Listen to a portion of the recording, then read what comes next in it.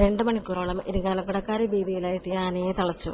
ഇരിങ്ങാലക്കുട കൂടൽമാണിക്യം ക്ഷേത്ര പരിസരത്താണ് വെള്ളിയാഴ്ച ഉച്ചയ്ക്ക് 1:30 മേഘനാഥൻ എന്ന ആന ഇടഞ്ഞത്. ദേവസ്വം വളപ്പിലേക്ക് കൊണ്ടുപോകും വഴി കുട്ടംകുളം പരിസരത്ത് ഇടഞ്ഞ ആന റോഡിൽ വെച്ച് പാപ്പാനെ കുത്തിയെങ്കിലും പാപ്പാൻ അത്ഭുതകരമായി രക്ഷപ്പെട്ടു. രക്ഷപ്പെടാൻ ശ്രമിക്കുന്നതിനിടയിൽ പരിക്കേറ്റ പാപ്പാൻ കല്ലേറ്റുങ്കര സ്വദേശിയായ സുധിയെ ഇരിങ്ങാലക്കുടയിലെ സ്വകാര്യ ആശുപത്രിയിൽ പ്രവേശിപ്പിച്ചു. അല്പനേരം റോഡിൽ പരിഭ്രാന്തി സൃഷ്ടിച്ച ശേഷം ആന ക്ഷേത്രവളപ്പിലേക്ക് കയറിയായിരുന്നു പിന്നീടുള്ള പരാക്രമണം.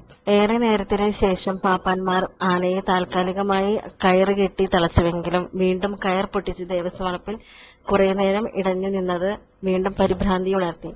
ദേവസ്വം വളപ്പിനോട് ചേർന്നുള്ള ദേവസ്വം ഓഫീസിന്റെ വാതിലും ജനലുകളും ആന തകർത്തു. പിന്നീട് തൃശൂരിൽ നിന്ന് എലിഫന്റ് സ്ക്വാഡ് സ്ഥലത്തെത്തി കാച്ചർ ബെൽറ്റ് ഉപയോഗിച്ചാണ് ആനയെ തളച്ചത്. ഇരിങ്ങാലക്കുട സിഐയുടെ നേതൃത്വത്തിൽ പോലീസും സ്ഥലത്തെത്തിയിരുന്നു. എലിഫന്റ് സ്ക്വാഡിലെ ബാബു, രമേശ്, മുരളി, അനിൽ, റിജിൽ എന്നിവരാണ് ആനയെ തളയ്ക്കാൻ നേതൃത്വം നൽകിയത്.